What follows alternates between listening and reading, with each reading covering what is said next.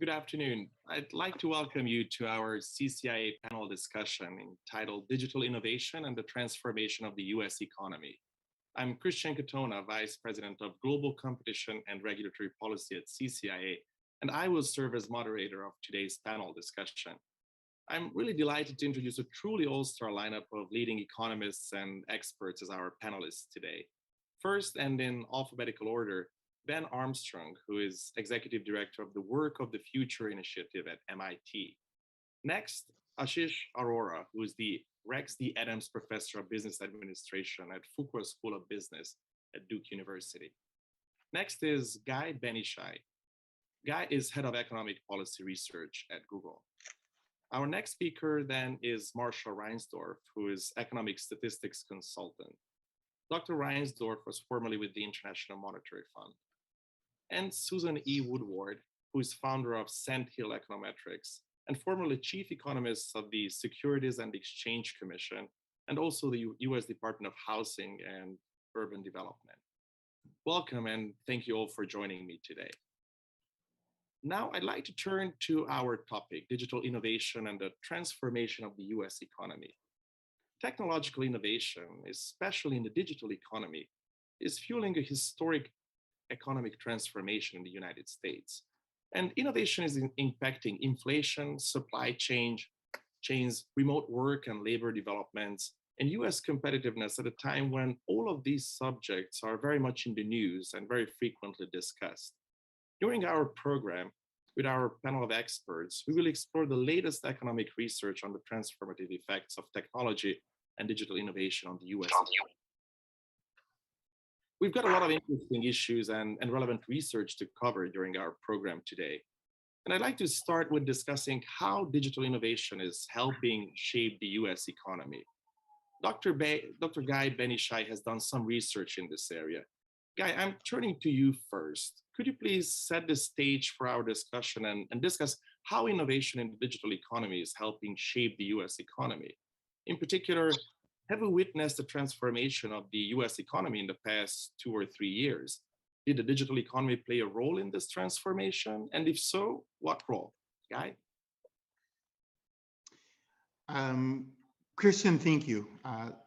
And let me maybe start by saying first that, yes, absolutely. Using the term historic economic transformation is precisely the language that we should use here. As you described in your program. As economists, we have this tendency to focus on the negatives. And of course, we still have objectively a number of COVID-related challenges like inflation and supply chain disruptions that are indeed serious.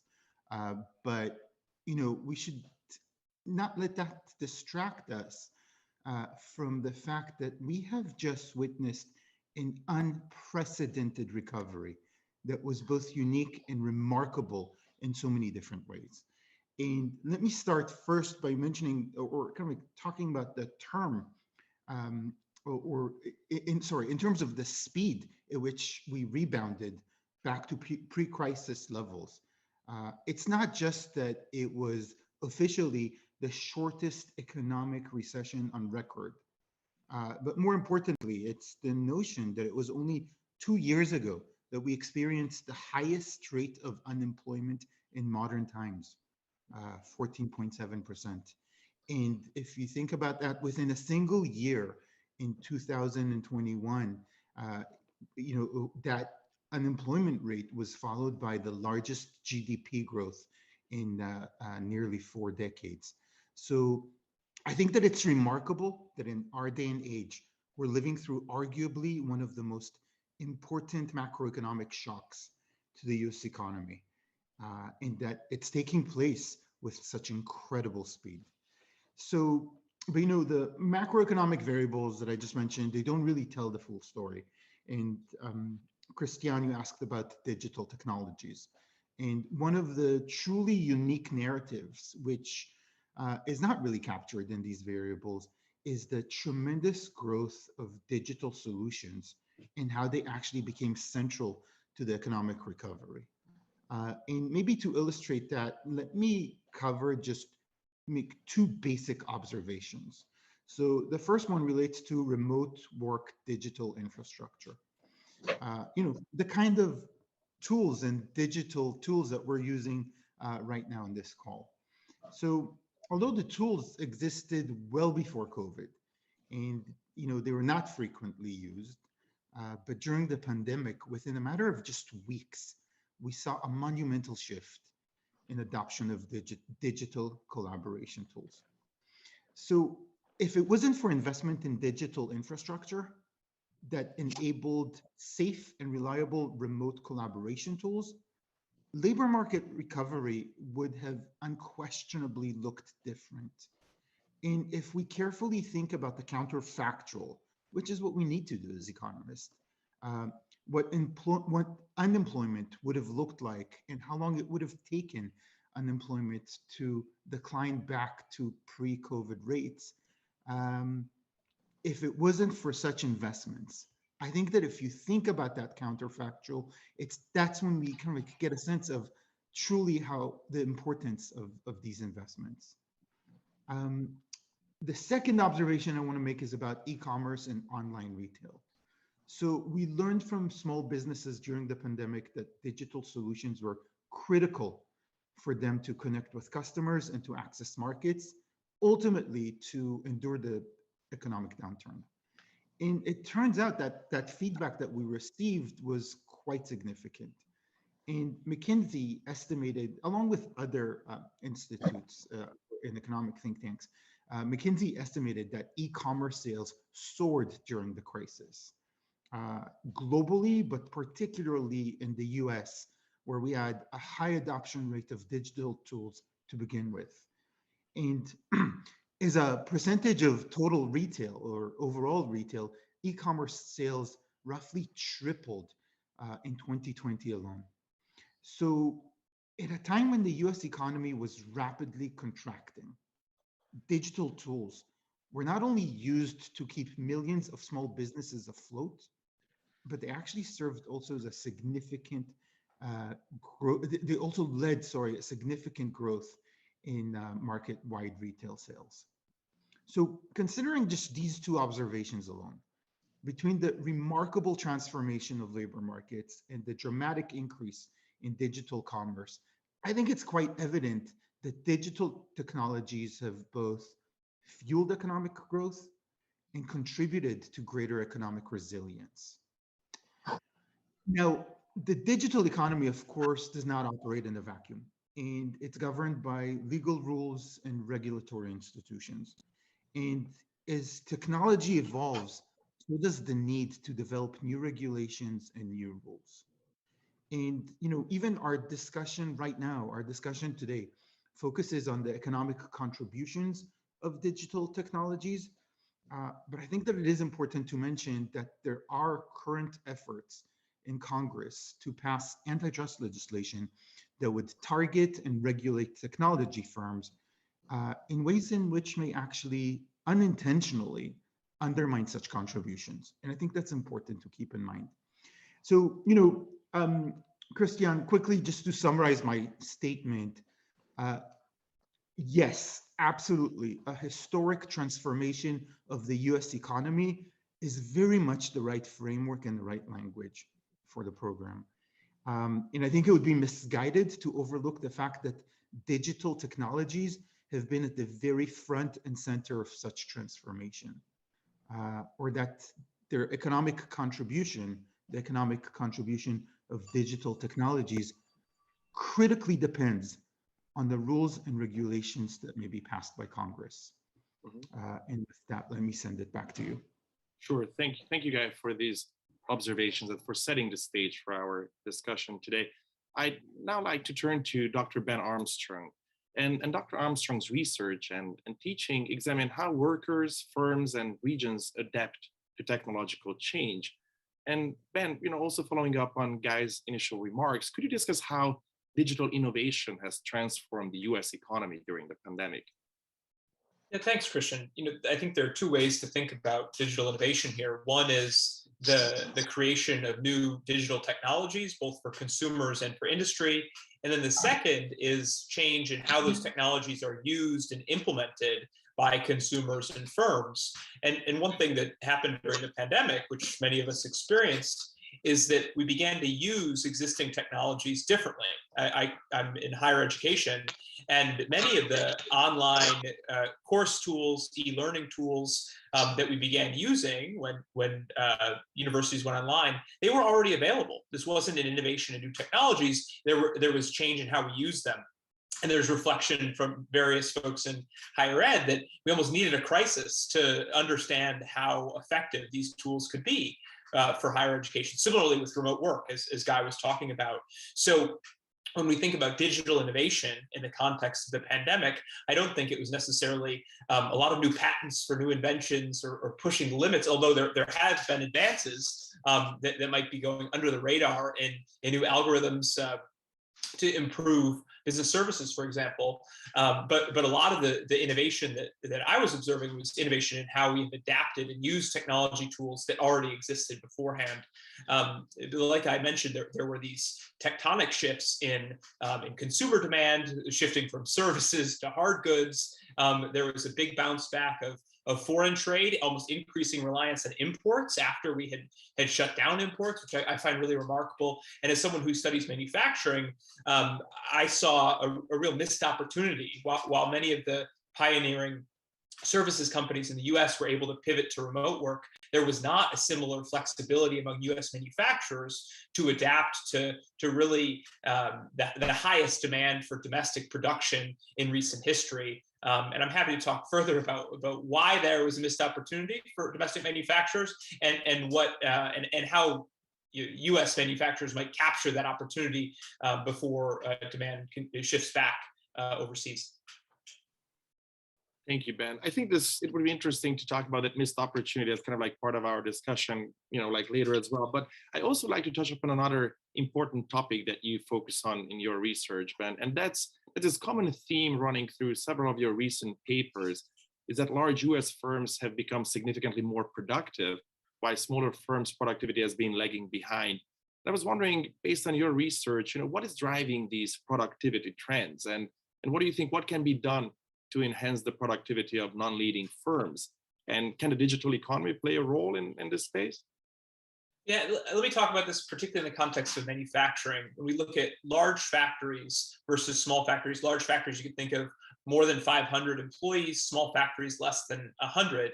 And large factories have always been, for a variety of reasons, marginally more productive, have marginally higher wages than small factories. One reason for this is they have a different mix of products, is that large factories are more likely to produce high volumes, smaller variety of products that they can just do more productively due to economies of scale, whereas smaller factories are more likely to have lower volumes of a high mix of products. So that's just a almost structural disadvantage to these smaller factories. But what we've seen is that disadvantage grow over time. So in the 70s, a large factory might have been 30 to 50% more productive than a small factory. And now a large factory is double the productivity of a small factory. And when you break this down into components, you see that large factories are investing more in technology. That's where you get to the digital innovation part. Capital expenditures per worker are much higher at large factories. Now they're triple what they are at small factories. And also there's a competition for talent that large factories are winning. Large factories pay higher wages, and they have more capacity to train and use external training resources than small factories. So really there's the technology and talent inputs that lead to higher productivities and output for these larger firms. Thank you for that. But looking at digital innovation, your research also discusses kind of like the increased use of robots and automation.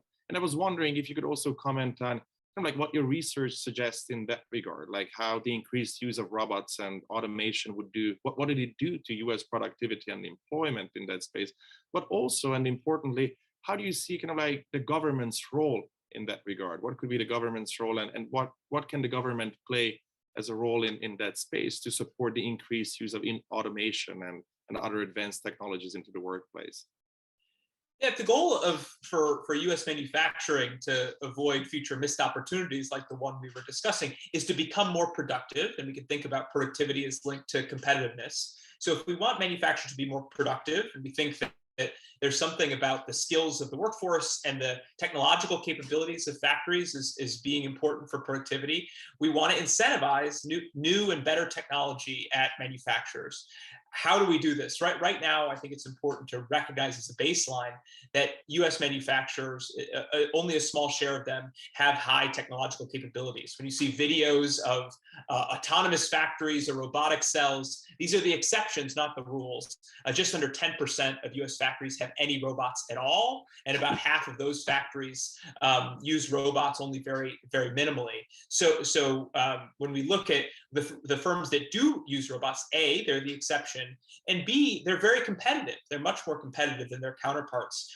There are studies that show that the workers in these firms have opportunities to make higher wages, and those firms are more likely to be productive. So we see links between technology acquisition and productivity. And then the question is, like you mentioned, Krisztian, how do you drive technology adoption into firms that have been lagging behind in technology? There's a program in Massachusetts that I think has some promise. It's called the Nmap Program, which subsidizes, really, the state helps share the cost of risky technology investments, or technology investments that manufacturers might perceive as risky, so that they might be able to buy a new machine, let's say a robotic welding cell, even if they don't have the contracts or the business to support that acquisition. Because right now there's a chicken and egg problem. If you're a small manufacturer, you might need a new contract to justify the purchase of new equipment, but without the new equipment, you might not be able to go out and get that new contract. So the state has stepped in to try to give these manufacturers a boost in advancing their technological capabilities and gaining new business as a result. Thank you, Ben. I'd like to make our panel discussion as interactive as possible. So I'm also turning to our other panelists and wanting to see if any of you would have any thoughts, comments, or reactions to Ben's points and research. Krisztian, I have one comment and one question. I'll be the first one to jump in. Go ahead, Guy. Terrific. So let me maybe start by mentioning the following. So just to put Ben's comments in context, why these challenges and missed opportunities are so important.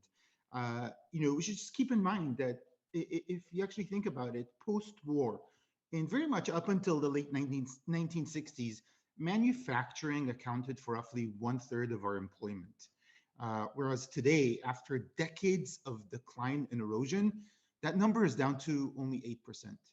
So, that is, we essentially went down from 1 of every 3 Americans held a manufacturing job post-war to less than 1 of 10 today. That is a significant shift in the composition of our labor force. And this decline in manufacturing jobs suggests that we may be actually facing a choice between 2 strategies or 2 approaches. We can either, one, find another source for job creation that can replace manufacturing. And, job growth in the digital economy has certainly offset some of these losses in manufacturing. Or B, we can try to revive advanced manufacturing by promoting more automation, by implementing more technology, so that would essentially increase productivity and lead to more employment in manufacturing. So it's actually, I think that this is actually a foundational question. What is our vision for a successful job creation and productive labor markets in the US over the next 2 or 3 decades? Do we invest in what seems to be our relative advantage right now? Consumers facing digital technologies, or do we invest in segments that we may have offshored before to foreign rivals, but now with the advancements of new technologies and automation, maybe we can find us generating greater value and better jobs again? So Ben, I don't know if you have any thoughts about this. I'm sure you do, but I guess my question is, which of the 2 approaches may be more appropriate looking forward? And which one's more consistent with our current direction? And, maybe just a qualification, I'll keep it short, and of course, let me just mention the obvious. We economists, I guess, cannot really design or dictate these directions or approaches. At best, we can advance policies that would put in place incentives to invest or to shape markets in such a way. It's probably an obvious qualification, but probably relevant. Yeah, there's been a cottage industry of manufacturing defenders dating back to the 80s now, when there have been calls for the past 30 years to say, well, let's use the lessons of comparative advantage to really focus on the strengths in U.S. innovation. We can innovate here, produce elsewhere, and really rely on imports of the goods that are lower value added and aren't going to create good jobs and have strong spillover effects for the U.S. economy. And even in the 2000s, after really Chinese import dependence grew, China joined the WTO, and we became more and more dependent on goods from East and Southeast Asia. People like Larry Summers were saying, do we really need manufacturing? Looks a lot like agriculture, where a smaller and smaller share of the American workforce is going to be employed in this sector, and that's okay. Now, my colleagues at MIT have, who work on these topics, we make a few arguments about why it's important to continue to focus on manufacturing, and I think that our arguments have been vindicated during the pandemic and even during the recent let's say a baby formula shortage, but other the chip shortage, I think vindicates some of the challenges associated with really seeding the electronic component market and seeding a lot of the semiconductor and microelectronics market to Asia. But really the arguments are threefold. One is that there are real strategic interests in having a strong U.S. Domestic manufacturing sector. Not only is that important for the national defense, which requires to have U.S. production, but the U.S. production for the Department of Defense and other national interests is actually weaker if U.S. manufacturers can't also produce for commercial markets, because manufacturers that just produce for defense are actually less innovative and less competitive if they don't also play in what might be a harder game of export-driven markets. So that's number one, is national defense. Second is that we find over and over again that when a region or a country is good at production, those production capabilities spill over into innovation.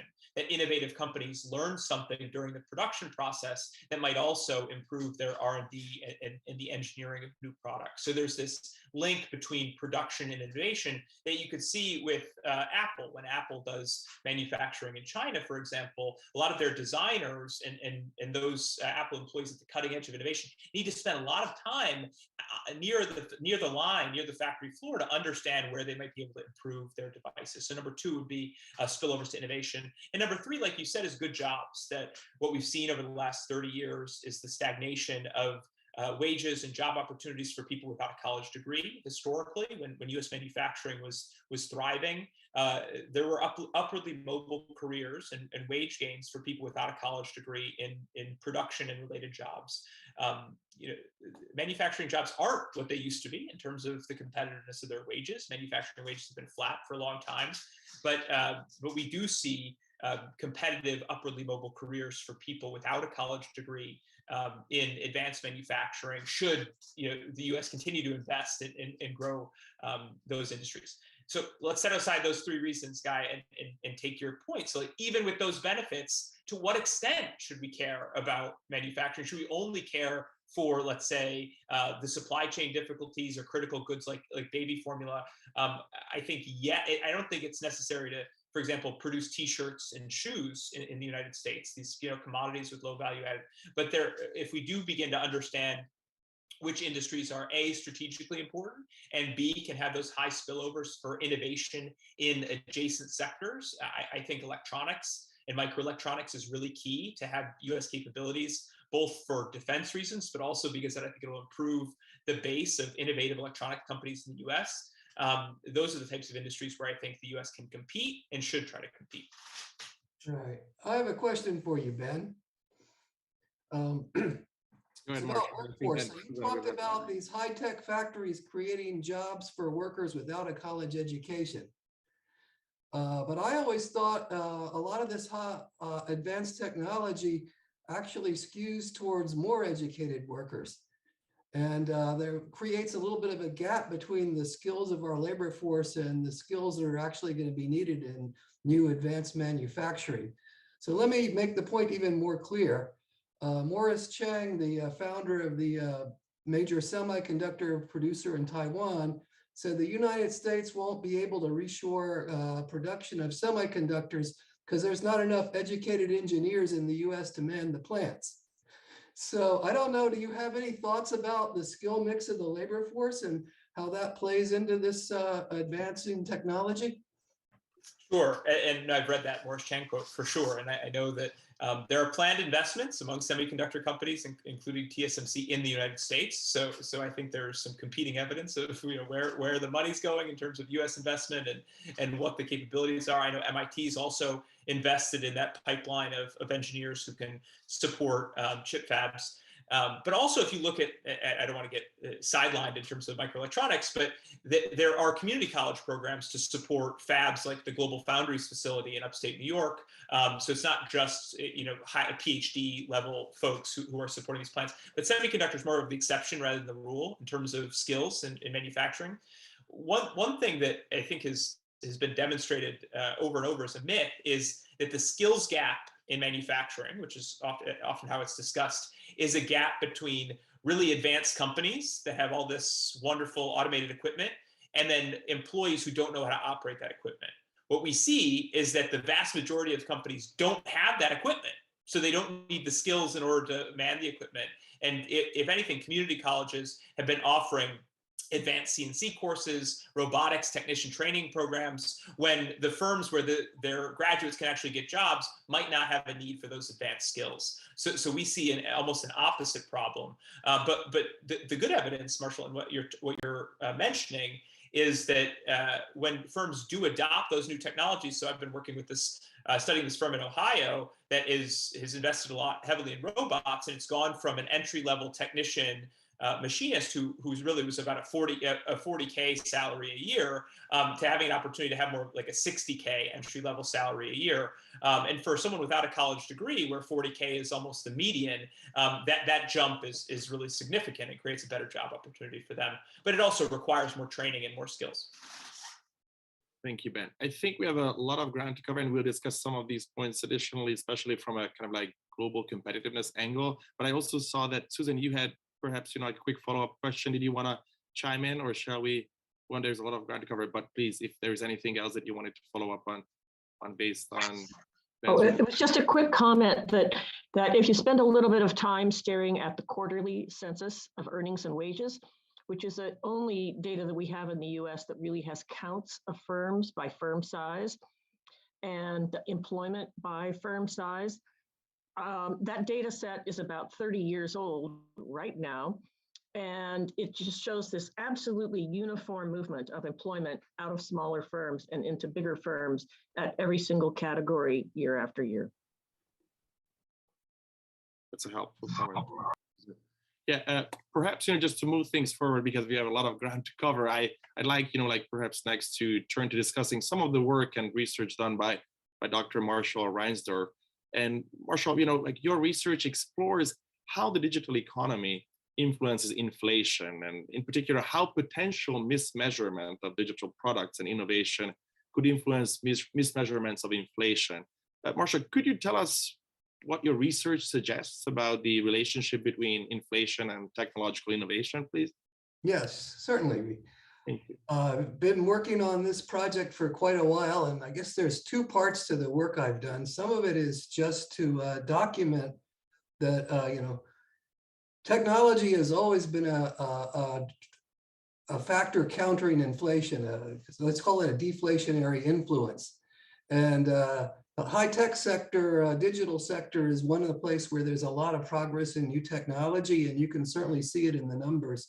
We had 20 years of low inflation, partly due to low inflation in the digital sector and taking advantages of the opportunities created by digital technology.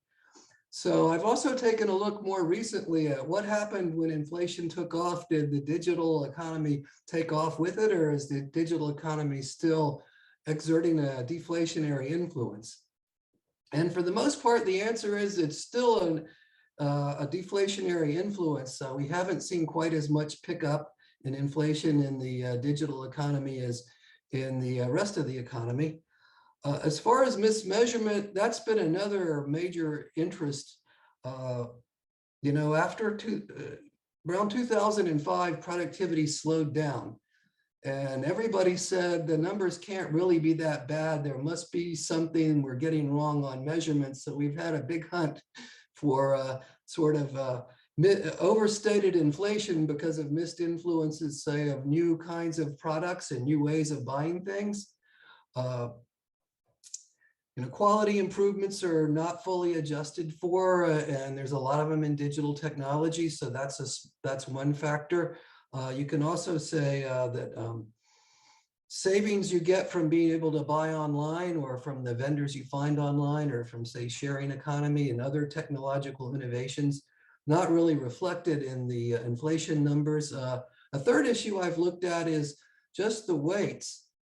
If they have a little bit of a slow process in updating the weighting system in their inflation measures to match the current economy, and the digital sector is growing quite fast and exhibiting low inflation, just by getting the old weights, you'll underweight the deflationary influence of the digital economy. So that's been another area of mismeasurement I've looked at. Thank you, Marshall. And based on your research, does the introduction of new digital technologies and services, do they reduce inflation? Well, there's two questions, right? Do they reduce measured inflation, and do they reduce inflation as it should be measured? So for sure, they have a very strong deflationary influence on inflation as it should be measured. Normally, if you take into account the quality improvements in areas with advancing technology, the new products are a better value than the old products, which is why people switch to the new products. And the degree to which that better value gets captured in the inflation statistics varies. It's challenging to do those kind of comparisons, to bring in stuff into their price indexes quickly as it appears. So I would say we do have a significant amount of under measurement of inflation. Well, significant. It was significant in the old days when inflation was running 2% and we were, say, overstating it by 0.5%. I guess if we're overstating inflation by 0.5% in today's world, it doesn't look so big compared to 8% or 7% overall, but it's still a real concern. And then also ways people can save money by buying from cheaper outlets have typically not been reflected. All these problems, I might add, are hard. I would say the statistical agencies have done a pretty good job of bringing their methods up to date to capture all the stuff that's easy to capture. So we're talking about the hard stuff now, but yes, that's been part of my research. Thank you. Just following up on some of those points, Marshall, with respect to e-commerce and products that are sold online, research by Austin Goolsbee and Peter Klenow on digital inflation has suggested that digital inflation has been well below inflation in the rest of the economy for years, and that digital inflation was negative for several categories of goods for many years, while it was positive outside of the digital economy. I think the Adobe Digital Price Index, based on their research, really continues and has continued to show relatively lower digital inflation than headline inflation for comparable goods categories.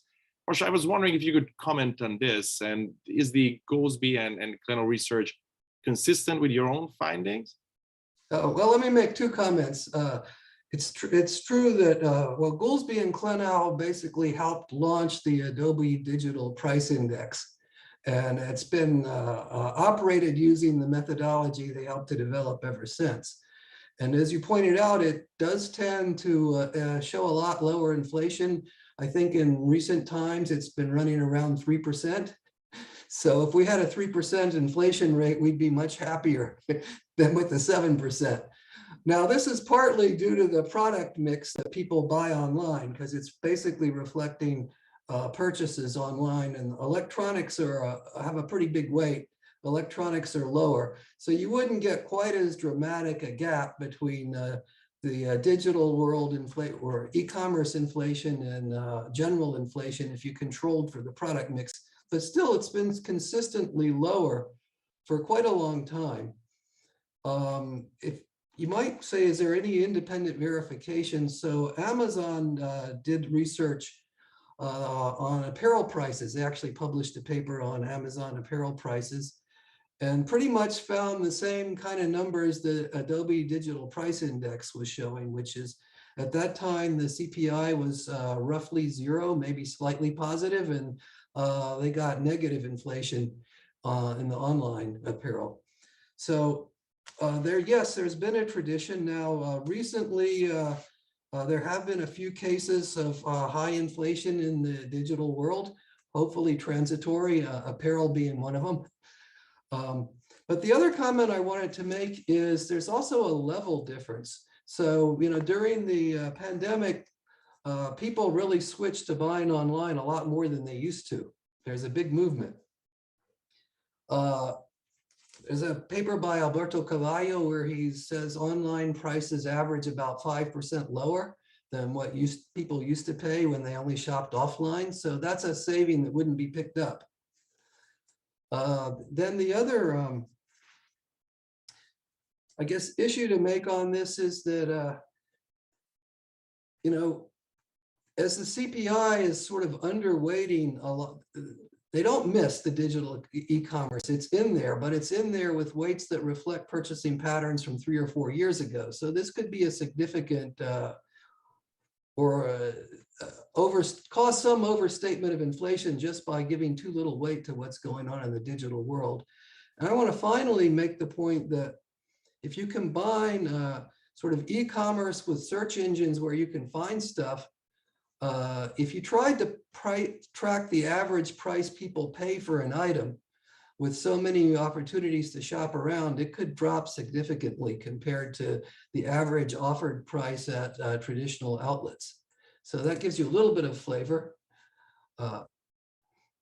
Guess I can maybe make one more comment about e-commerce and the pandemic you might find interesting. So I got interested in my research in the early part of the pandemic. I had a theory, and I wasn't the only one. Lots of people thought of it more or less at the same time, which is that inflation is way higher than we think. So now we're talking 2020. We're not talking today. The reason being that the stuff people were mostly buying after the pandemic tended to be the stuff that was going up the fastest. People spent a lot of their budget on things like food, for example.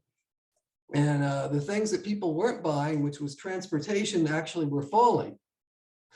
So when I did this little study, one thing I discovered was a big difference between apparel prices in countries with a lot of e-commerce versus countries where e-commerce wasn't so well developed. So you saw actually more of a crash in apparel prices in the places without e-commerce. And you say, well, sure. Those guys, you can't go to the store anymore. Their demand is completely dead. At least if you can buy online, you can still buy apparel if you want it.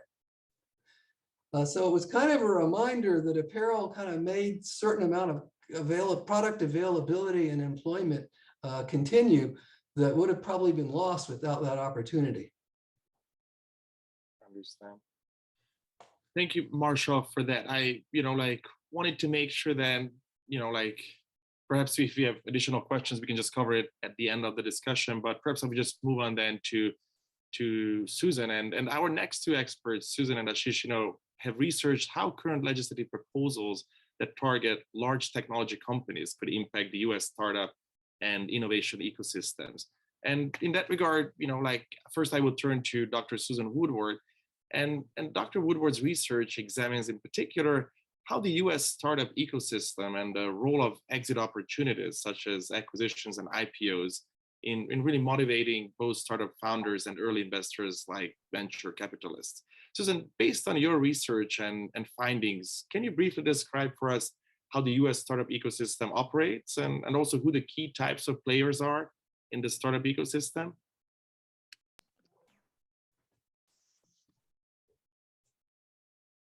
Got the mute off. There we go. So my main focus has not been on all startups. It's been on the startups that get funding through venture capital organizations. And the way this works is people who have ideas go around to the various venture funds and pitch their ideas and try to get the venture funds to fund them. And if the venture funds think they're promising, they'll give them some money, not enough money to get them to full independence, but enough for them to develop their ideas. And then if that's promising, they'll give them some more money, and then yet some more money. And the typical company does 3 or 4, sometimes many more rounds of funding, but typically 3 or 4 before it exits. And the exits consist of IPOs. Those are the most spectacular. They get the most publicity. You hear a lot about them, but it's actually only about 4% of the exits.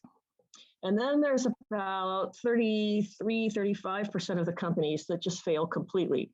Now, they don't go bankrupt. They're shut down in an orderly fashion, but they go out of business and they're worthless.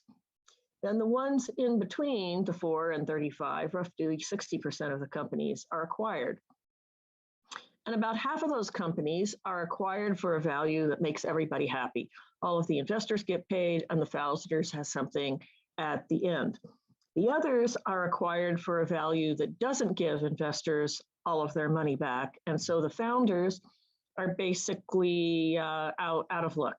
And so this means that, altogether, between the companies that fail totally and the companies that are acquired for a value that's lower than the money they raised while they were in their funding stage, 60 or 65% of the founders are walking away from the companies they found with nothing.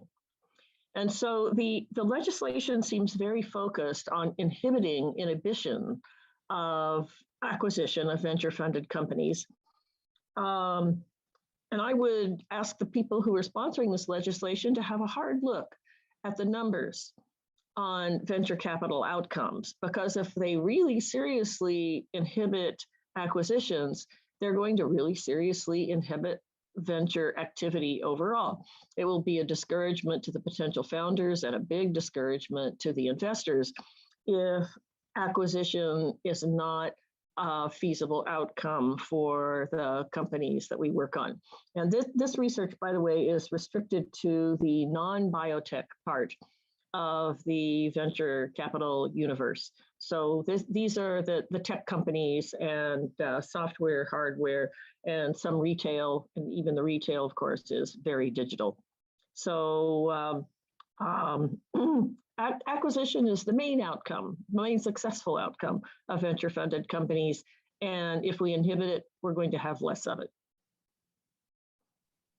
That's very helpful. So most startups are currently acquired IPO instead, based on your research, or like what would be kind of like the nature of the venture exits as well? I'm sorry, I must have missed a word because I thought I described the venture exits. About 4% of them do an IPO. About a third of them fail completely. The ones in between get acquired. Half of those are happy acquisitions where everyone makes some money, and the others are acquisitions where the investors do not get all of their money back. Mm-hmm. And then so zooming out a bit and also looking at the broader economic picture, I was wondering if you could comment on how and then why the startup ecosystem is relevant then to US innovation and competitiveness as well. Well, it seems as though mainly it's because if you look at the long history of how ideas are funded, banks have not been very important in the United States. They were much more important in Europe for a long, long time. And so as a consequence, European stock markets are not as highly developed as US stock markets are. And especially in the early days, venture funding was very focused on the IPO. Now, IPO activity declined in a fairly serious way after Sarbanes-Oxley passed in 2002, because it made the burden of being a public company much more serious. Now, that doesn't seem to have inhibited venture funding. Venture funding is still enormous and just about doubled from 2020 to 2021, and is seeing a little dip now with the stock market being down. But venture capital is definitely bigger in the United States than it is in other parts of the world, represents a bigger share of innovation. And of course, you look at our 5 very largest companies, and they were all venture funded in their early days. Thank you, Susan. I also just wanted to open it up again here for just a minute to see if any of our panelists have any thoughts, comments, or any feedback on the research of Susan. I don't know, Guy, others? Otherwise, we can just continue our conversation. Thank you so much, Susan. Perhaps, I will just, in the interest of time, we'll move on now to Dr. Ashish Aurora. And Dr. Aurora's research focuses on the economics of technology and technological change. Ashish has studied the US innovation ecosystem, identifying both sources of continuing US leadership, but also sources of fragility, particularly with respect to advances in foreign markets like China. Ashish, based on your research, I wanted to ask you do we face meaningful risks of losing our global US leadership in emerging technologies? And also, could you tell us what role do US-based technology firms play in retaining such leadership? Yes, thank you, Krisztian. This has been very interesting to listen to, and I'll just piggyback on Susan's comments before I get to answering yours. First, I think it's important to take a long-run view. US economic prosperity critically depends upon innovation. And as Susan pointed out, we have an innovation ecosystem, and it has 3 legs. There are the universities, the startups, and of course, the established incumbent firms, the market leaders. For a recent study that was sponsored by PPI, what we found was that when you look at US competitiveness or US leadership, science and technology leadership in specific digital domains, we see that in general, the US is a leader. There are segments where it faces challenges. What's interesting is that the segments where the US leads are those where the established incumbents are investing in innovation, and in particularly in upstream research. This is important. We frequently talk about R&D as if it were one word, but R&D is actually 2. There's research and there's development. And what we found was US competitiveness depends heavily upon the incentives and abilities of the market leaders of the large established firms to invest in research in R, not just in D. And so, there are a number of reasons which I'll quickly get to. But the bottom line is this: the research that happens in companies is different than what the other sectors of the other parts of the ecosystem do. In particular, startups and universities will not do the kinds of research that happens in large established corporations. If you to make this sort of tangible, think about what happens. Think about machine translation. We all use Translate on your favorite sort of digital platform. Think about what's involved. You need expertise in linguistic science. You need, of course, artificial intelligence, machine learning. You also need expertise in software and advances in software and data storage. And finally, to make this happen, you needed advances in microprocessor design and semiconductor design. This kind of thing is very difficult to pull off in a startup. And Susan can talk about, how a VC would react if a startup came and said, I want to do all of these things. They would probably not fund it. And it will not happen in universities. I can attest to that. So just to summarize, corporations are an important part of the ecosystem. And in particular, the research that happens in companies is very important. Now, then we next move to the question of, well, what are the incentives? Why are companies investing in what is essentially a public good, which is creating knowledge for everybody? And there, this is a complicated question, but let me just say that the scale and scope of the sponsoring firm are very important. Research is a long-term, risky enterprise. You need this kind of long runway for those investments to happen. Second, research is uncertain. When you start investing in something, you're not exactly sure what kinds of downstream products it'll get applied to. So again, let's take the example of artificial intelligence. It's what we call a general purpose technology. You might use it for search, you might use it for translation, you might use it to predict cyber attacks, but equally, you can take the same underlying technology and use it to see how proteins fold, which is fundamental for understanding how life works, and to do drug discovery. And the implication of that is the companies that are going to invest in this kind of fundamental upstream work need to be able to have the option of creating new markets, of creating new products and entering new markets. Without it, their investments, their incentives to invest in this kind of long-term research would be impaired. And I'll remind you, these research investments by companies are crucial to American competitiveness. Now to your question, I'm not an antitrust expert, but I will simply say this, as Susan pointed out, is when we design policies, we must be very careful to think about the unintended consequences. And what would be the unintended consequences? How would they impair? How would some of these proposed legislations, how would they affect the incentives of the companies to make these kinds of long-run, significant, and sort of uncertain and risky investments? Let me end there. Thank you, Ashish. I actually wanted to exactly follow up on some of these points, that Susan made as well, especially focusing on the federal legislative proposals that then would impose significant restrictions on technology firms with a larger corporate scale and scope. But I was wondering if you could just elaborate a bit more on how you think, how would such restrictions impact US corporate R&D spending and our competitive position globally? Do you have any additional thoughts on that? So let me answer a related question. Most of my research has been focused on, in the recent past, on the incentives to invest in research. If you look at R&D together, there's a lot of R&D. Most of it tends to be downstream development.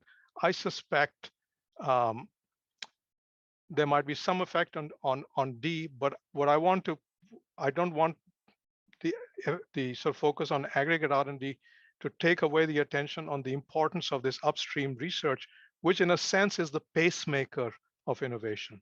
So it's not a big chunk of the R&D dollar, of the R&D budget, but it's vital. Without it, you don't get to sort of have effective R&D. It's not very efficient. And my sense is that these sort of blunt attempts, which may be well-intentioned, have a very serious risk of impairing the incentives to invest in to invest in research. And following that, I suspect it would affect R&D. And I would sort of piggyback on what Susan said. A lot of the innovations that ultimately get introduced into the marketplace tend to be complex, right? So I gave you the example of Translate, but there are many others.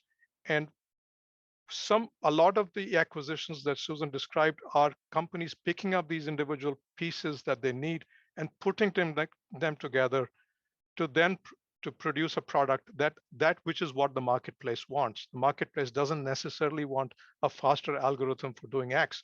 It wants a quicker translation product or a more efficient voice recognition or something of that kind. And so some of these legislations run the risk of hurting the ability to put these complex pieces together and to present them to the marketplace. Thank you, Ashish. It's been a truly fascinating discussion, but looking at the clock, I think, and unfortunately we have run out of time now.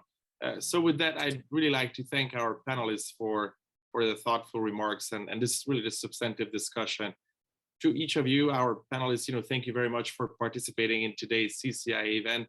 And I also like to thank all of our viewers for watching. If you're interested, you can also find additional resources on digital innovation and technology issues on CCIA's website, which is ccianet.org. And for today, thanks again, and goodbye to all of you. Thank you.